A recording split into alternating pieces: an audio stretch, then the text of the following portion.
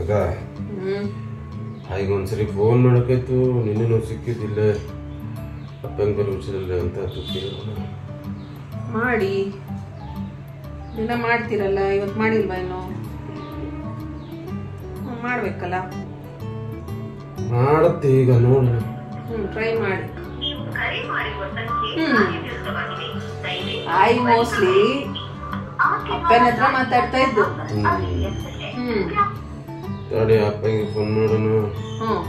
ಆಯ್ತು, ಸಿಕ್ಕಿಲ್ಲ ಅಂದ್ರೆ ಈಗ ಅಪ್ಪನ ಮಾಡಿ. ಅಲ್ಲೇ ಮೊಬೈಲ್ ಮಾಡೋಬೇಕ. ಮನೆ ಮೊಬೈಲು ಮನೇಲಿ ಇದೆಯಲ್ಲ. ಏನಂದ್ರೆ ಓ ಹಂಗಂದ್ರೆ ಆಯ್ತು, ಬೇರೆಯವ್ರ ಹತ್ರ ಮಾತಾಡ್ತಿದ್ರು.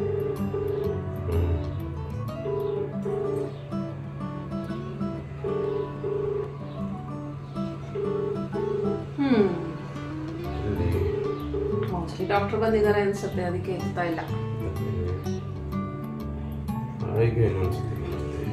ಮಾಡಿ ಮಾಡಿ. ಮೋಸ್ಟ್ಲಿ ಆಯಿ ತಂಗಿ ಹತ್ರ ಮಾತಾಡ್ತಾ ಇತ್ತು.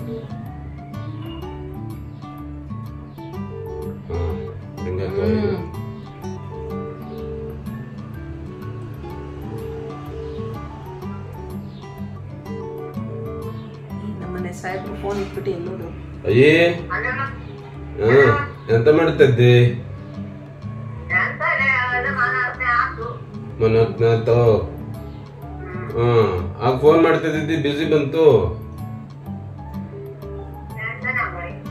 ಹೌದಾ, ಕಡೆಗ ಎಂತ ಮಾಡಿದ್ದೆ? ಆದ್ರಿ ಕುಡಿಯಲೆ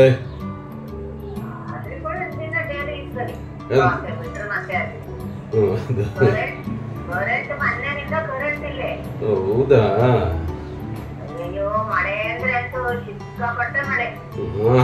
ಭಯಂಕರ ಆಗುತ್ತೋ ಕಡೆಗೆ. ಇಲ್ಲಾದ್ರೂ ಹೋದ ವರ್ಷ ಎಲ್ಲ ತೊಂದರೆ ಆಗ್ಬಿಟ್ಟಿತ್ತಲ್ಲಿ. ಕಡೆಗೆ ಅಪ್ಪಗೆ ಅಪ್ಪ ಹೆಂಗಿದ್ದಣ?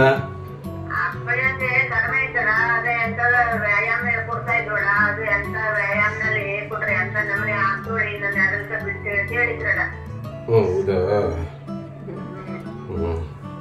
ಸರಿ, ಹಂಗಿದೆ. ಬಾಕಿಯೆಲ್ಲ ಆರಾಮಲ್ಲೇ? ನಿನ್ನೆ ಅದು ಹೇಳಿತ್ತು, ರಾತ್ರಿ ಫೋನ್ ಮಾಡಿ ತಗರವು ಇದಾದಿಲ್ಲ.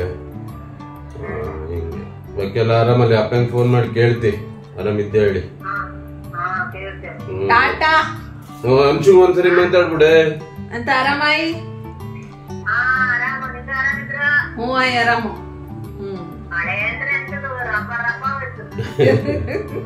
ಇಲ್ಲಿ ಕಡಿಮೆ ಆಜು, ಈಗ ಇವತ್ತಿಲ್ಲೇ ಮಳೆ, ಬಿಸಿಲು ಬಂತು.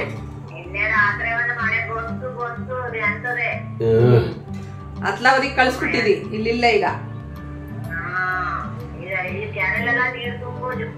ಓ ಒಳ್ಳೇದೆ.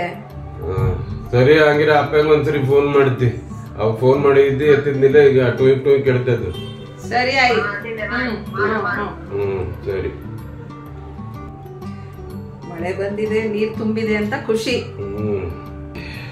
ದದಾ ಎಂತಕ್ ಫೋನ್ ಮಾಡಿದ್ದೆ ಹೇಳ? ಹಾಗೆ ಪ್ರತಿದಿನ ಒಂದ್ಸರಿಯ ಈಗ ನಾವು ಹೊರಗಡೆ ಇದ್ದಾಗ್ತು, ಈಗ ಬೆಂಗಳೂರು ಇದ್ದಾಗ್ತು ಅಥವಾ ಬೇರೆ ಕಡೆ ಬೇರೆ ಬೇರೆ ಊರೆಲ್ಲ ಇದ್ದಾಗ್ತು, ಬೇಕಾದ್ರೆ ದಿಲ್ಲಲ್ಲಿ ಇದ್ದಿತ್ತು, ಗೊತ್ತಾಗ್ತದೆ. ದಿನಕ್ಕೆ ಒಂದು ಸಾರಿಯ ಅಪ್ಪ ಅಮ್ಮನ ಹತ್ರ ಮಾತಾಡಿದ್ರೆ ಅಪ್ಪ ಹೇಗೆ ಆಗಿದೆ ಅಂತ ಅಂದ್ಬಿಟ್ಟು ಒಂದು ಖುಷಿ ಆಗ್ತದೆ.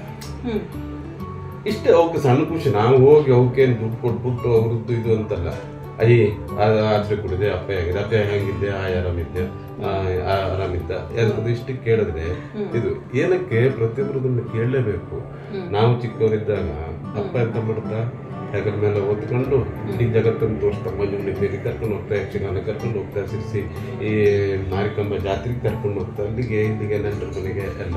ತಾಯಿ ತನ್ನ ಮನೆ ಹಾಲು ಕುಡಿಸ್ಬಿಟ್ಟು ತನ್ನ ಮಗ ತುಂಬಾ ಚೆನ್ನಾಗಿ ಮಾಡಲಿ, ದಸ್ಬಿಟ್ಟು ಒಳ್ಳೆ ಹೆಸರು ಮಾಡಲಿ, ಇದು ಮಾಡಿ ಅವ್ರದ್ದು ಆ ಪ್ರೀತಿಯಿಂದ ಒಂದು ಆಶೀರ್ವಾದ ಇತ್ತು. ಮತ್ತೆ ತಾವು ಎಷ್ಟೇ ಕಷ್ಟ ಪಡ್ತಾ ಇದ್ರು ಮಕ್ಕ ಖುಷಿ ಇರವು ಅಂತ. ಹಂಗಾಗಿ ಏನಾಗ್ತು ಕೇಳಿದ್ರೆ, ನಾವು ದಿನನಿತ್ಯ ಅವ್ರ ಮುಂದೆ ಇಲ್ಲದೆ ಹೋದ್ರು ಪ್ರತಿನಿತ್ಯ ಒಂದು ಫೋನ್ ಮಾಡಿ ಅವ್ರ ಆರೋಗ್ಯ ಹೆಂಗಿದ್ದೆ ಅಪ್ಪ ಅಂತಂದ್ರೆ ಅದಕ್ಕೊಂದೊಂದು ಖುಷಿ ಸಿಕ್ತು. ನಮ್ಮ ಜವಾಬ್ದಾರಿನೂ ಕೂಡ ಈ ಸಂದರ್ಭದಲ್ಲಿ ಮತ್ತೊಂದು ಎಂತದ್ದು ಅಂದ್ರೆ ಈಗ ನಾವೇನೋ ಕೆಲಸ ಮಾಡ್ತಿದ್ದ ಅಥವಾ ಎಲ್ಲ ಮಕ್ಕಳು ಇನ್ ಜನರಲ್ ಹೇಳ್ತಾ ಇದ್ದೆ, ನನಗೆ ವೈಯಕ್ತಿಕವಾಗಲ್ಲ. ನಾವು ಸೆಟ್ ಆದ್ವು ನಮ್ಗೆ ಎಂತಕ್ಕೆ ಊರಲ್ಲಿದ್ದ ಯಾರೋ ನೋಡ್ಕೊಂತ ಹಂಗೆ ಮಾಡಲ್ಲ. ಹಂಗೆ ಮಾಡಿದ್ರೆ ಇವತ್ತು ನಾವು ಈ ಸ್ಟೇಜ್ ಅಲ್ಲಿ ಇದ್ದಾಗ್ತಿರ್ತೀವಿ. ಎಲ್ಲರೂ ಅಪ್ಪ ಅಮ್ಮನ ಸರಿಯಾಗಿ ನೋಡ್ಕೊಂಡು ಒಂದು ಸರಿ ಯೋಚನೆ ಮಾಡೋದು, ಅಪ್ಪ ಅಮ್ಮ ಚೆನ್ನಾಗಿ ನೋಡ್ಕೊಂಡಿದ್ದಕ್ಕೆ ಇವತ್ತು ನಾವು ಈ ಇದ್ರಲ್ಲಿದ್ದಾರೆ. ಅವಕ್ಕೆ ವಯಸ್ಸಾದಾಗ ನಾವು ಅವ್ರನ್ನ ಚೆನ್ನಾಗಿ ನೋಡ್ಕೊಳ್ಳೋ. ಯಾಕೆಂತಂದ್ರೆ ನಾಳೆ ನಮ್ಮ ಮಕ್ಕ ನಾವು ನಮ್ಮ ಅಪ್ಪಂಗೆ ಯಾವ ರೀತಿ ನಡ್ಕೊಂಡಿದ್ದು ಅದನ್ನು ನೋಡ್ಕೊಂಡೇ ಬೆಳೆದಿರ್ತ ತಿಳಿತಾ. ಈಗ ವೃದ್ಧಾಶ್ರಮಕ್ಕೂ ಅಲ್ಲಿಗೆ ಅಲ್ಲಿಗೆ ಸೇರಿಸ್ಬಿಡೋದು ತಿಳಿತಾ. ಕಡೆ ನಾಳೆ ನಮ್ಮ ಮಕ್ಕ ಏನಾಗ್ತದೆ, ನಮ್ಮ ವಯಸ್ಸಾದ್ಮೇಲೆ ಅಜ್ಜಂಗ ಹಂಗ್ ಮಾಡಿದ್ರಲ್ಲ ಅಪ್ಪನೂ ಹಂಗೆ ಮಾಡೋಣ ಅಂತ ಎಲ್ಲರಿಗೂ ಹಂಗಿರ್ತಂತಲ್ಲ. ಎಲ್ಲಾ ಮಕ್ಕಳು ಅವ್ರ ತಂದೆ ತಾಯಿ ಅಂದ್ರೆ ಚೆನ್ನಾಗಿ ನೋಡ್ಕೊಂಡ್ರೆ ಈ ಜಗತ್ತಿನಲ್ಲಿ ವೃದ್ಧಾಶ್ರಮ ಅನ್ನೋದೇ ಇರ್ತಿರ್ತೀವಿ ತಿಳಿತಾ. ಹಾಗಾಗಿ ನಾನು ಹೇಳೋದು ಇಷ್ಟನ್ನೇ, ಅಪ್ಪ ಅಮ್ಮನ ತುಂಬಾ ಪ್ರೀತಿಯಿಂದ ನೋಡ್ಕೊಳ್ಳಿ. ಈ ಜಗತ್ತಿಗೆ ತಂದವರು ಅವರು. ಎಷ್ಟೇ ಕಷ್ಟ ಆಯ್ತು ನಮ್ಮನ್ನ ಬೆಳೆಸಿ ಒಂದು ಹಂತಕ್ಕೆ ತಂದ, ಅಂದ್ರೆ ನಮ್ಮ ಜೀವನ ನಾವು ನಿರೂಪಿಸ್ಕೊಳ್ಳುವ ಆ ಮಟ್ಟಕ್ಕೆ ಅವ್ರು ಬೆಳೆಸಿದ್ದಾರೆ. ಹಾಗಾಗಿ ಯಾವುದೇ ಕಾರಣಕ್ಕೂ ಅಪ್ಪ ಅಮ್ಮಂಗೆ ಗೌರವ ಕೊಡೋದಾಗ್ಲಿ ಪ್ರೀತಿ ಕೊಡೋದಾಗ್ಲಿ ಯಾವುದರಲ್ಲೂ ಕಡಿಮೆ ಮಾಡಲಿ. ಇದೇ ಇವತ್ತು ನಾನು ಹೇಳೋದು ಇಷ್ಟಪಡ್ತೀನಿ ಅಂತ ಹೇಳುತ್ತೆ. ಅಷ್ಟೇ. Take care of your parents. ನಮಸ್ತೆ.